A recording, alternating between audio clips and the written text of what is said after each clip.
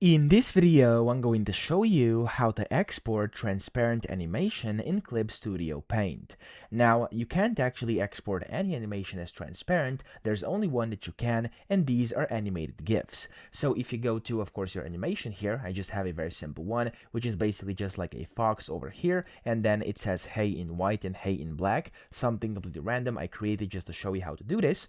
And the first thing you have to do, you must make sure that every single background of every single one of your frames is transparent. Now, if it is, you can then go to File, top left, you can do Export Animation, and from here you can set it as Animated GIF. Now, when you do this over here, you can of course click on it, you can set where you want to save it. I'm going to save it like this, click on Save, and then from here, this is the most important part. Now, at the bottom it says Export Options, and you want to check mark where it says Export Transparency.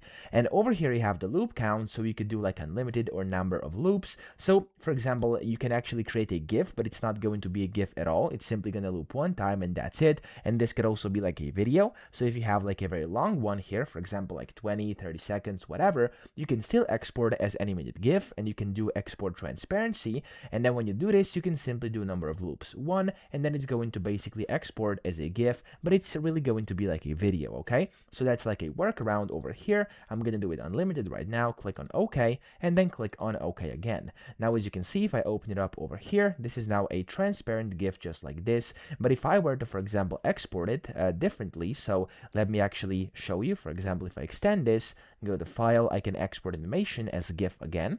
Again, I'm going to override this, and I'm just going to do a number of loops, one, press OK, and then OK again. This is exactly what it's going to do, and it's going to just give me one single loop, and it's going to play directly through. So that's actually how I can do this. I hope this video helped you out. If it did, please subscribe to the channel and help me out as well.